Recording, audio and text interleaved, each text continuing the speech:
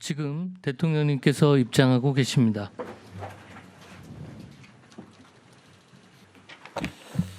네, 제44차 국무회의를 시작하겠습니다.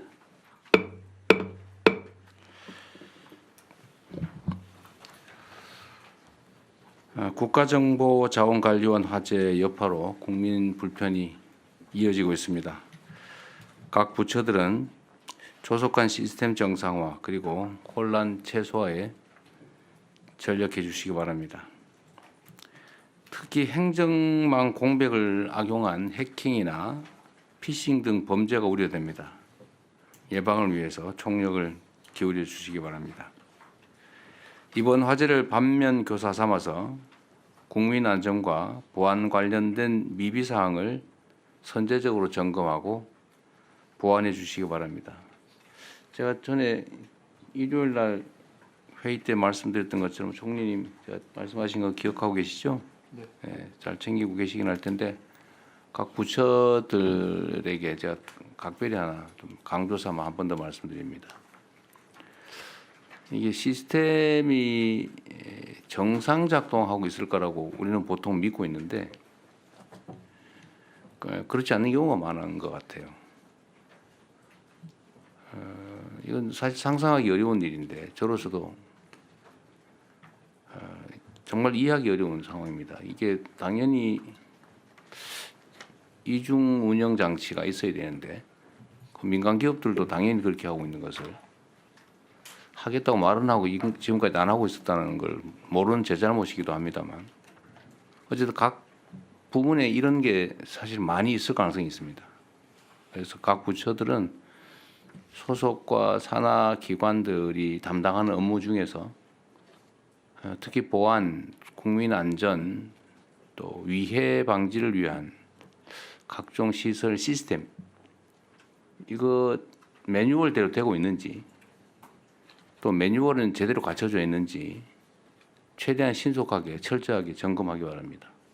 그리고 각 판단하기 나름이겠죠. 예를 들면 이게 중요하냐 문제냐 그런 거 너무 고민하지 마시고 문제가 된다 싶은 거 또는 점검의 필요성이 있다 또 중요한 시스템이다 싶은 것은 전부 점검을 해가지고 일단은 다음 주 국무회의 때까지 각 부처들은 전부 이거는 이런 문제가 있을 걸로 보이시는데 점검했더니 문제가 없다.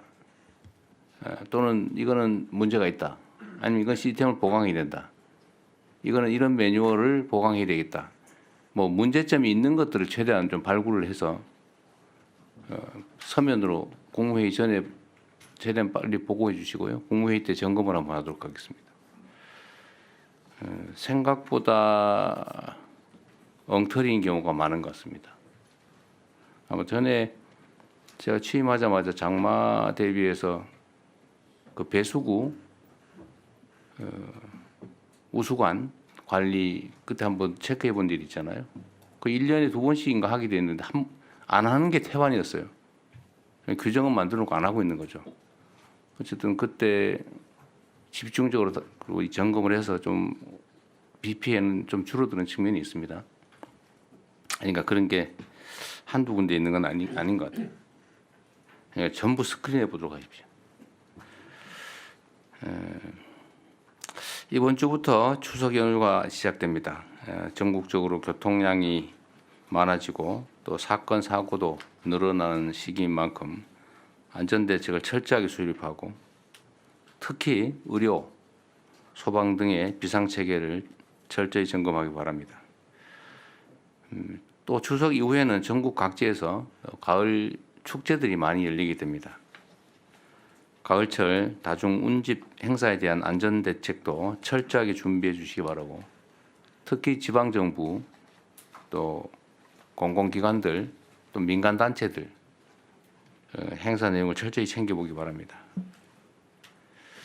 항상 말씀드리지만 국민 안전에 관한 한은 지나친 것이 부족함보다 100배 낫습니다. 좀 과하다, 뭘 저렇게까지 하나 이런 생각이 들어도 괜찮으니까 최대한 철저하게 대비해 주시기 바랍니다.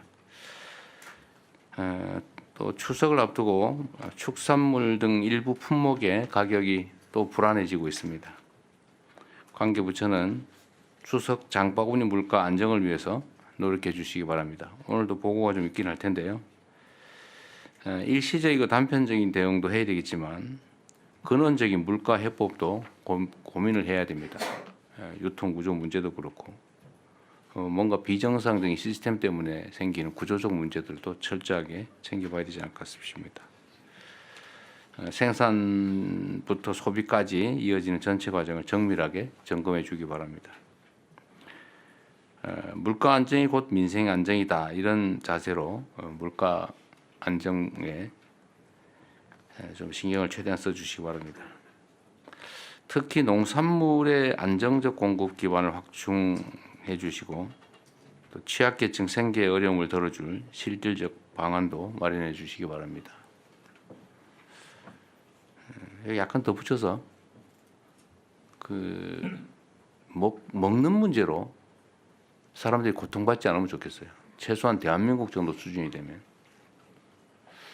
그래서 아마 준비는 하고 있을 텐데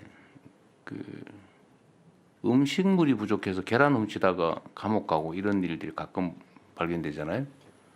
또는 먹는 것 때문에 고통받다가 사실 극단적인 선택을 하는 경우도 우리는 언론에 보도에서 가끔씩 보는데 최소한 그런 일은 생기지 않게.